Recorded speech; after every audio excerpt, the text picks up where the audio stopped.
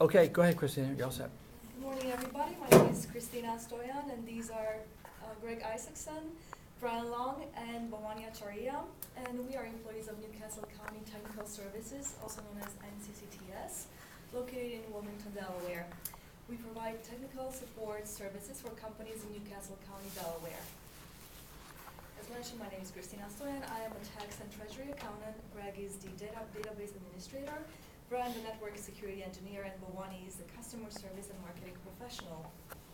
We all use Access in our group, in our individual work, and we make business decisions based on Access. So it's very, it's a great software to use.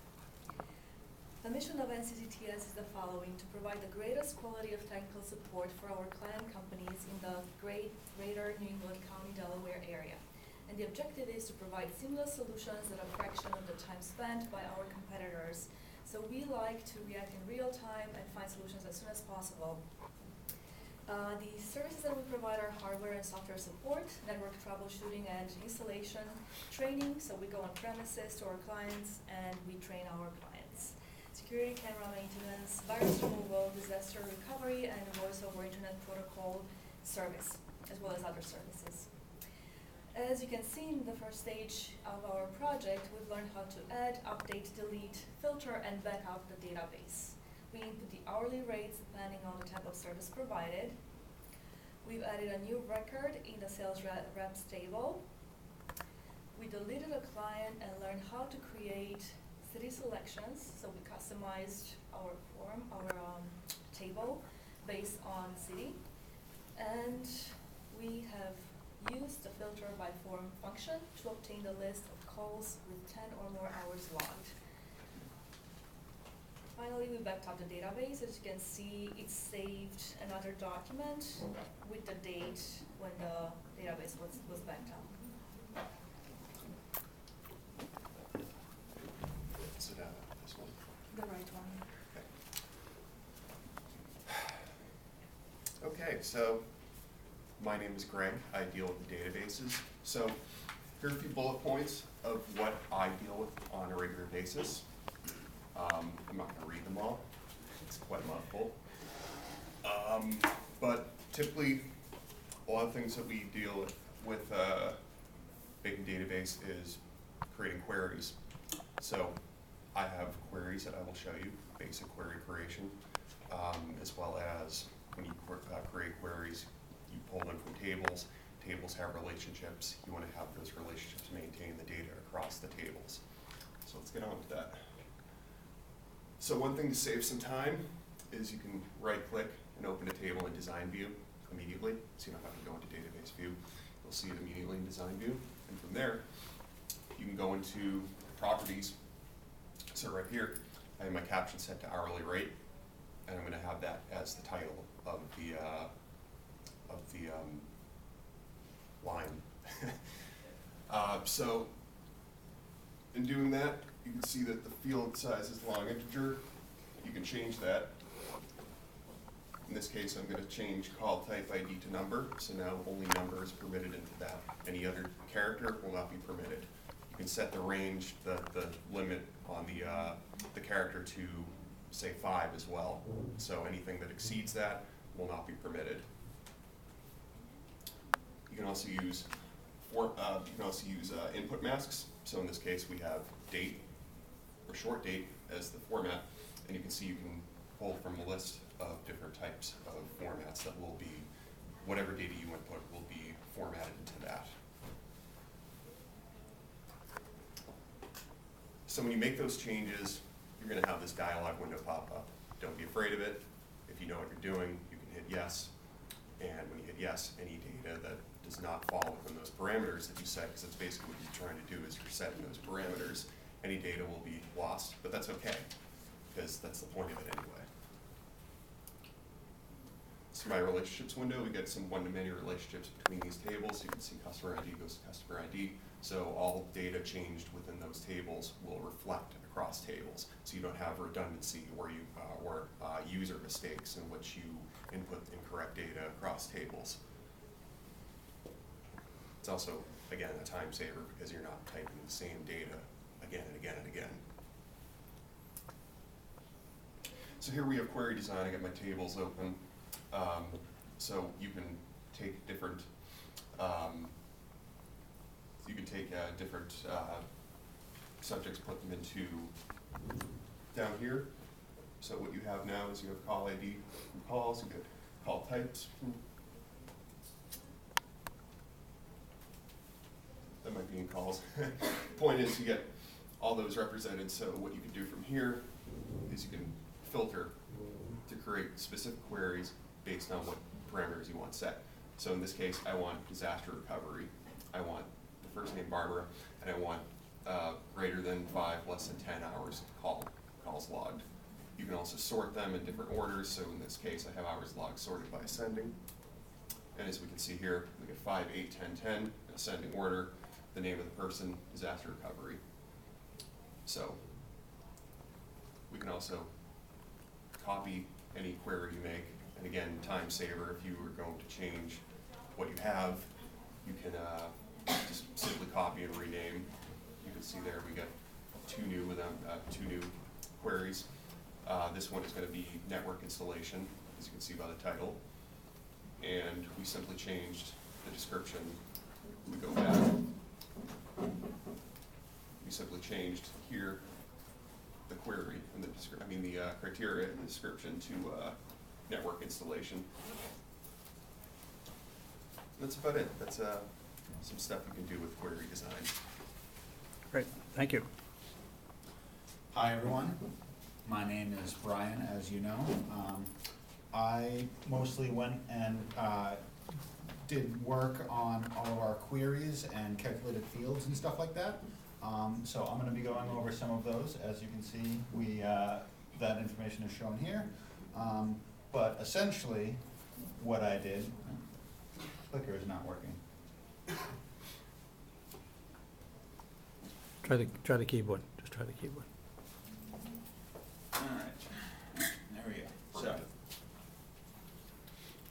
Press the escape key. There you go.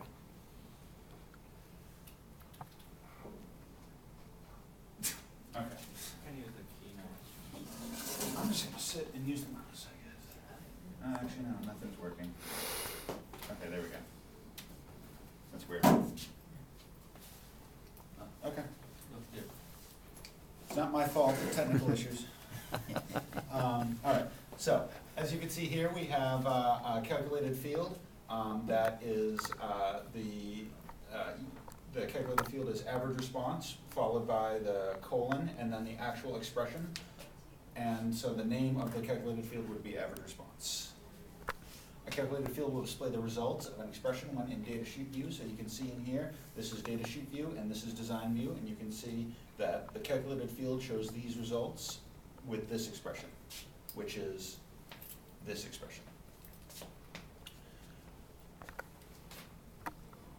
Expressions can contain several elements and one or more of the same element. These elements include arithmetic, for example, adding, subtracting, multiplying, dividing, things like that, a constant or a value that does not change, such as a number, or a function built in calculations like payment, which is in Access, and I'm sure we're all familiar with. They can also contain identifiers, such as the names of fields, controls, or properties. Expressions can be made from several different ways. You can either type them in directly into a column header in Query Design View, or by using the expression builder, which is the method that I prefer. It gives you a little bit more room to see what's going on, and you have access to some of the different elements and stuff like that. You can format the results of an expression, and you can format a column by a number of different things, including currency, fixed, standard, percent, scientifics, and so on and so forth, which is incredibly helpful. So, for example, you can, if you had a payment and it ended up being some ridiculously long thing like this, you could format it as a currency and it would format it down to the nearest cent, which is nice and easy. Access provides a lot of built-in functions for everything, from simple math to loan payments to date and time calculations, all of which can be used when making an expression.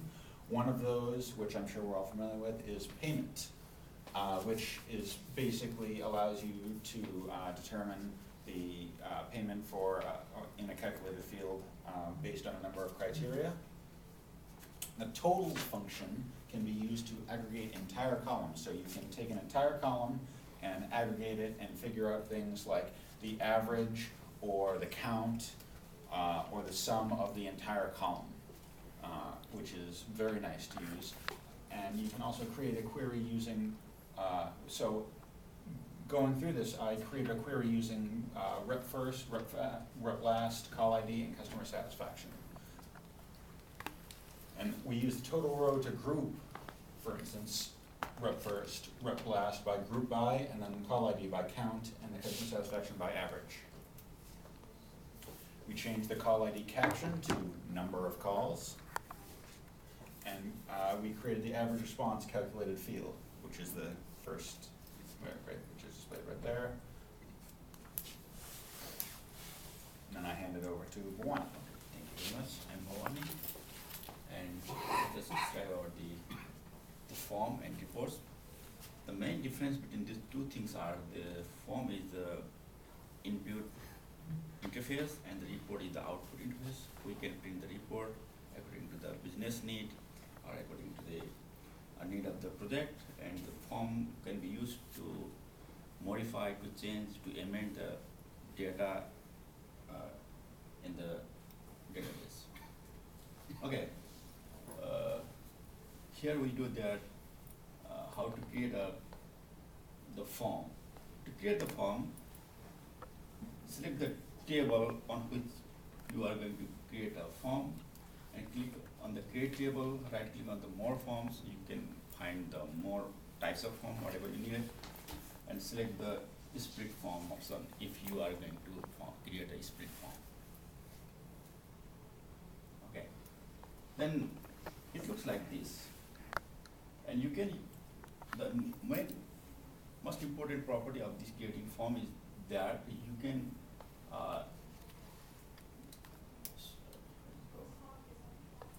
can use other columns also from other table. For that, if you don't find any columns in the table, so you can click on the plus sign in the table, so you can find more options, so you can drag it to the form to edit. Or you can sort the data in ascending or descending order according to the need.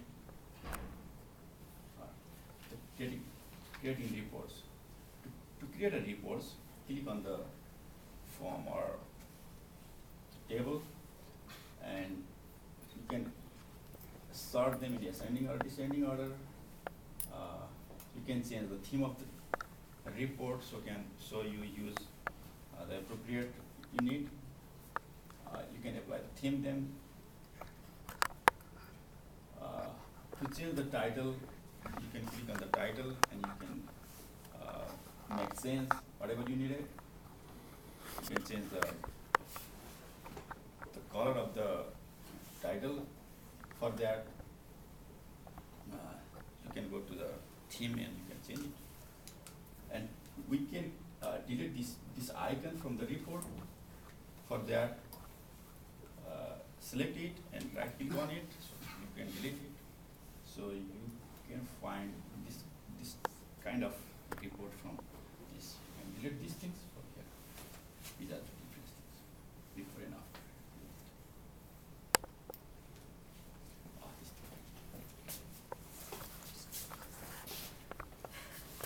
So these are the conclusions we've drawn. Every one of us can use Access effectively to make business decisions in each of our individual departments. Access is an amazing tool, and it just interconnects all the departments through the data that is contained in the database. We learned how to add, update, delete, filter, and back up the database. We learned that we can create queries in design view, and we can create relationships between tables, and that the table data can be formatted based on field types. We learned how to better query data using calculated fields, which contain expressions and functions as well as the total row. And we've learned that forms and reports can be created based on a variety of different metrics and displayed in a user-friendly manner. So as mentioned before, we can customize reports, we can run queries, we can obtain forms that serve our needs, and it's an amazing tool. And this is the source of the image on our first slide, just to give them credit for that. Do you have any questions or comments? Any questions, comments? Great job, guys. Very, very good. Excellent.